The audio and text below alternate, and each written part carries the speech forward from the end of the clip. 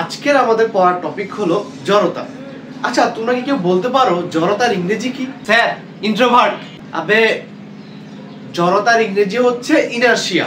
আচ্ছা স্যার, একটা প্রশ্ন ছিল, বলো। স্যার, আমরা জানি জড়তা হচ্ছে মূলত কোনো বস্তুর যে অবস্থায় আছে সে অবস্থায় থাকতে চাওয়ার প্রবণতা। অর্থাৎ কোনো বস্তু যদি স্থির অবস্থায় থাকে সে সবসময় স্থির থাকতে চায়, আর যদি গতিশীল অবস্থায় থাকে সে সবসময় গতিশীল অবস্থায় থাকতে চায়। কিন্তু স্যার, আমার প্রশ্ন হচ্ছে, মানুষও তো এক ধরনের পদার্থ, তাহলে মানুষের মধ্যে কি কোনো জড়তা নেই? অবশ্যই আছে, কেন থাকবে না? তাহলে স্যার, মানুষ সবসময় এক অবস্থায় থাকতে চায় না কেন? গরিবরা ধনী হইতে চায়, ধনীরা আরো বেশি ধনী হইতে চায়। তারা তাদের এক আর্থিক অবস্থা দিয়ে সন্তুষ্ট না কেন? তারা তাদের আর্থিক অবস্থার আরো উন্নতি চায় কেন? দেখো, তোমার এসব উল্টাপাল্টা কোশ্চেনের আনসার দিয়ে আমি আমার গুরুত্বপূর্ণ ক্লাসের সময় নষ্ট করতে চাই না। কারো কাছে যদি কোনো গুরুত্বপূর্ণ কোশ্চেন থাকে বলতে পারো। স্যার, আমার আছে। বলো। স্যার, আমরা স্থলে থাকি, আমরা বাতাস চোখে দেখি না, তাহলে মাছ তো পানিতে থাকে, তাহলে কি মাছেরা পানি চোখে দেখে না? Wait, what? By the way, আমরা তো এই টপিক নিয়ে আজকে আলোচনা করছি না, তাহলে এসব কোশ্চেন কেন আসছে এখানে? স্যার, আজকে পড়তে ইচ্ছে করছে না, একটা গল্প শোনান না। আমি কি তোমাদের এখানে গল্প শোনাইতে আসছি বেয়াদব কোথাকার? স্যার, আমি নেক্সট মান্থ থেকে আপনার কাছে টিউশন করব। ও আচ্ছা আচ্ছা, আরে আগে বলবো না এই কথা। বলো, কি গল্প শুনবা?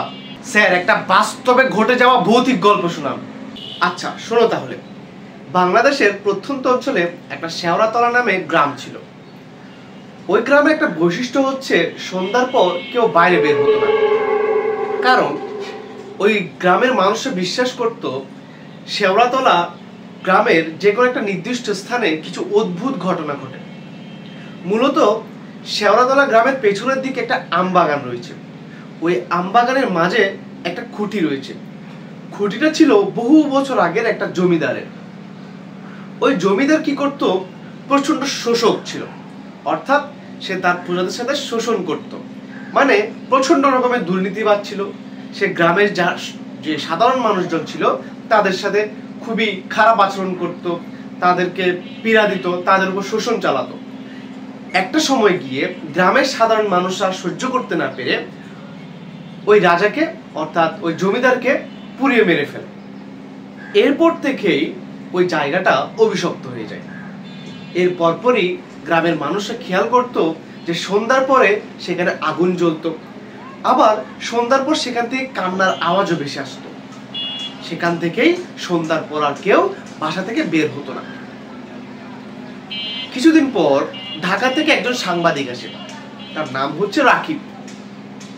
সে এখানে এসেছে আসলে সত্যটা উদ্ঘাটন করার জন্য। সে এসে গ্রামের সাধারণ মানুষজনকে তার ইচ্ছার ব্যাপারটা জানায়। সেই গ্রামের মানুষজন থেকে একজন মুরব্বী এসে তাকে জানায় সেখানে যাওয়াটা ঠিক হবে না, কারণ জায়গাটা সন্ধ্যার পর অনেক ভয়ঙ্কর হয়ে যায়। কিন্তু রাকিব এতদূর এসেছে সত্য উদ্ঘাটন করতে, সে সত্য উদ্ঘাটন না করে সেখান থেকে যাবেই না। তাই সে ঠিক করলো সে সেখানে ভেতরে যাবেই। সন্ধ্যার পর রাকিব কথা মতো একটা নোটবুক, একটা টর্চ লাইট আর সাথে ক্যামেরা নিয়ে ওই আমতলায় প্রবেশ করলো, আমবাগানে প্রবেশ করলো। আমবাগানে প্রবেশ করার পর সে বুঝতে পারলো নীরবতা তাকে ঘিরে ধরেছে, কোনো আওয়াজ নেই, শুনশান নীরবতা। আরো ভেতরে যাওয়ার পর সে বুঝতে পারলো প্রচন্ড বাতাস আসছে। যখন সে খুঁটির সামনে গেল, খুঁটির ভেতরে প্রবেশ করবে, ওই সময় সে শুনতে পেল পেছনে একটা আমের ঢাল, আম গাছের ঢাল পড়ার শব্দ। সে পেছন ফিরে তাকালো, তাকানোর পরও সে কাউকে দেখতে পেল না, এমনকি কোনো ঢালও সে দেখতে পেল না। রাকিব তারপরও ঘাবড়ালো না, সে খুঁটির ভেতরে ঢুকলো। ঢোকার পর খুঁটির আনাচে কানাচে সব কর্নারের ছবি সে তুলতে লাগলো। জায়গাটা অনেক পুরনো হয়ে গিয়েছিল, অনেক শ্যাওলা ছিল, দেওয়ালের ফাঁক করে বিভিন্ন ছোট ছোট উদ্ভিদ জন্মেছিল। সে সেগুলোর ছবি তুলছিল। হঠাৎ করে তার চোখ যায় রুমের একটা কর্নারে একটা পালঙ্কের কাছে। পালঙ্কটা অনেক পুরনো। ঠিক যখনই পালঙ্কের কাছে তার চোখ যায়, তখন সে খেয়াল করে ওই জায়গায় কেউ একজন বসেছিল। সে যখন দেখে সাথে সাথেই ওই জিনিসটা উধাও হয়ে যায়। রাকিব ভয় পেল না, সে সাহস নিয়ে আরো ভেতরের দিকে যেতে লাগলো। ভেতরের রুমে প্রবেশ করতে করতে হঠাৎ করে একটা রুমে দেখলো একটা আয়না রয়েছে সেখানে, এবং আয়নার সামনে একটা ময়লা পুরনো একটা চেয়ার ছিল। সে আয়নার সামনে গিয়ে দাঁড়ালো। দাঁড়ানোর পর সে তার অবয়ব দেখতে পেল। কিন্তু সবচেয়ে মজার মুহূর্ত হলো, সে যখন তার অবয়ব দেখলো, তার ঠিক পেছনে আয়নাতেই দেখতে পেল একজন সাদা কাপড় পরা, সাদা শাড়ি পরা একজন মহিলা দাঁড়িয়ে আছে। চুলগুলো বেশ লম্বা, কিন্তু চোখগুলো একদমই সাদা। রাকিব সাথে সাথে পেছনে ফিরলো। পেছনে ফিরে দেখে কেউ সেখানে নেই। রাকিব এবার ভয় পেয়ে গেল।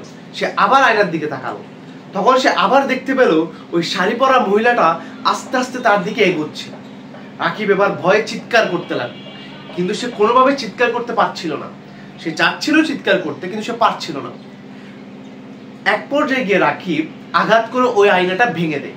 ভেঙে দিয়ে দৌড়ে সে পালানোর চেষ্টা করে। যেই না সে খুঁটির দরজা দিয়ে পালাতে যাবে, ঠিক সেই সময় খুঁটির দরজাটা বন্ধ হয়ে যায়। তারপর একটা আওয়াজ আসে, তুমি এখানে কেন এসেছো? তুমি কি জানো না জায়গাটা অভিশপ্ত?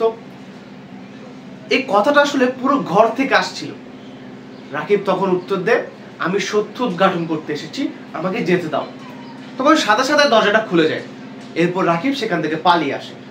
পালিয়ে আসার পর গ্রামের সব মানুষজনকে সে তার ঘটনাটা খুলে বলার পর ওই মুরব্বী যে তাকে নিষেধ করেছিল, সে এসে তাকে বলে, আমি তোমাকে নিষেধ করেছিলাম সেখানে না যেতে, কারণ জায়গাটা সত্যিকার অর্থেই অভিশপ্ত। তো স্যার, আমি যদি ওইখানে যাই তাহলে ওই সাদা শাড়ি পরা মেয়েটা দেখা পাবো? তোর পুদিনার বাচ্চা, তোর লাজ শরম নাই? এই দাঁড়া তুই। স্যার, আমি তো নেক্সট মান্থে আপনার কাছে টিউশন পড়বো। তোর টিউশনের পানি বই। ওই শাহিন, নটের পোলার ধর। শাহিন, তুই যদি আমাকে ধরস, তোর একদম 10 দিটা আমি চাপ দিয়ে সাইন দিটা করে দিব।